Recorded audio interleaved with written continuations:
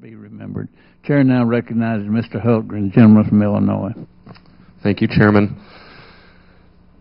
I just want to say, Mr. Armstrong, Captain Cernan, you are exceptional Americans. And you have, whether you know it or not, been a part of, I believe, making America exceptional. And I just want to thank you for that. A lot of people try and remember their earliest memory. I'm 45. My earliest memory is standing in a playpen, looking at a black and white TV screen, watching you land. And that's amazing. But I also feel the, as Congressman Brooks said, the pride and the challenge of that of, wow, you know, look what we did. It wasn't what you did, what we did. I didn't understand that then, but it went on with the entire program. And so I just want to say thank you.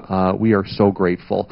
And I know you're humble men, and I'm so grateful for that as well. But I do want to thank you for all that you've done and the sacrifices that you've made, the risks that you've taken, but the impact that you've had on our nation and our world. I just want to thank you for that.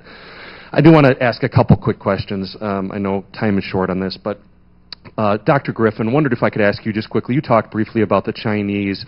I am concerned about where things are at there. I know their Chinese Long March 5 rocket is in development.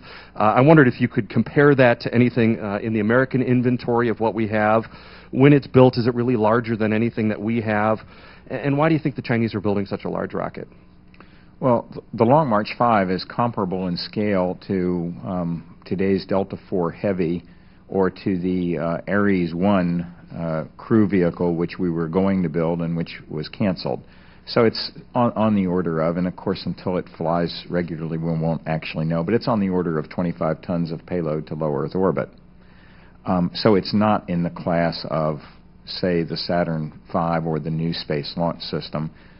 But it's a very significant capability, and in fact, by launching and rendezvousing 4 of those in low Earth orbit, it would be possible for the Chinese to construct a manned lunar mission with no more than that rocket and no more than Apollo technology. And I have, in fact, in the past, written up how that mission would work from an engineering perspective. So with the Long March 5, the Chinese inherently possess the capability to return to the moon should they wish to do so. And you're saying we don't have anything that would be comparable to that, obviously, other than, you know, what had been talked about. Well, we have nice view graphs. Yeah.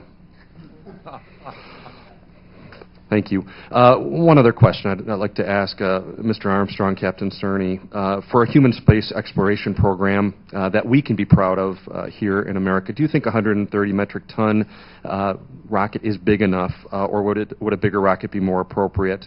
And wondered if, while answering the question, if you'd consider the situation that we are in, the financial situation that we're in.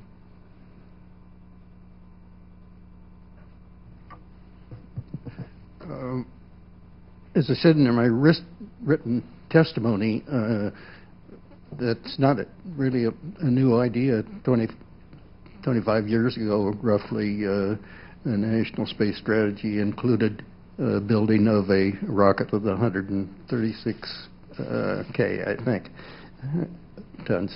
Yeah. So apparently the rocket design experts have sort of focused on that area as being a reasonable range for most of the deep space expeditions that they have envisaged. It's certainly clear that the bigger you get economy of scale with rockets. So the bigger you build them, the less expensive the payload is going to. So if you have a need for a really big payload in space, you could certainly probably conjure a need for something bigger than 130 into low Earth orbit. My guess is that because aeronautical and aerospace engineers are always able to stretch airplanes and make them bigger, that they could also find ways to take that basic spacecraft and make it haul a bigger load to orbit by putting on more strap-ons or different upper stage or whatever. Probably doable. Yeah, I'm going to leave the experts answer economy of scale problems and one thing or another, because I'm not sure I'm that smart. But my personal feeling is when it comes to going to Mars, we're going to have to extend ourselves with some kind of propulsion system beyond something the size of the SLS. The SLS can get the hardware up there. But this is me talking.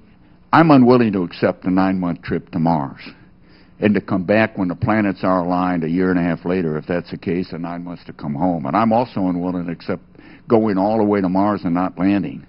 So I believe somewhere along the line we're going to, that chemical propulsion is at, going to the moon is about the useful extent, I believe. Now, Mike may disagree with me about the use of chemical propulsion. We're going to have to develop a nuclear or proton, some kind of other system which gets us to Mars in 60 to 90 days. This allows us to stay as short or long a time as we want to stay and come home when we want to come home. I think that's the real key and the real secret to going to Mars. I think the SLS, that size of boosters, probably is necessary, I would guess, to get the equipment and the hardware up there and get it on its way. But we can't use the planets and the gravity to coast like we did to the moon. We coasted to the moon. We can't do that going to Mars. We've got to find something better. Just to add on, Captain Cernan is quite right. It's possible to go to Mars with chemical propulsion, but we really need to revitalize our nuclear thermal propulsion programs. Gene, when you flew to the moon, we had a nuclear upper stage that had been tested, was being tested, and the next thing it needed was a flight test, and it was canceled. So that alone would have made the difference. I'm sorry to intrude, but no, it's good. I appreciate that. Well, my time is up, but again, I want to just thank you for all that you've done. And this is personal for me. I've got 4 kids, 17 to 7. I love all my kids. My 7-year-old Cole wants to be a scientist, and I think he would love to be an astronaut. I'd like him to be able to do that from America and not have to go to another country to be an astronaut. So this is so important. This is personal, and I thank you for all that you've done, and you inspire us forward into the challenges that we've got to make sure that we remain exceptional as a nation. So God bless you. Thank you so much. Can I get personal for 20 more seconds? Neil and I were the tip of the arrow. Yeah. It's these folks, you folks, and you're here because you want to be. You're inspired because of space and aviation. Thousands and thousands of people out there with the strength behind the bow. Tell your kids and every other kid you ever see. Tell them the guys who went to the moon said, always shoot for the moon, because even if you miss, you're going to land somewhere among the stars. That's all they need. Yeah. That's all they need to foster their dreams. Thank you. Thank you, gentlemen. Time has expired.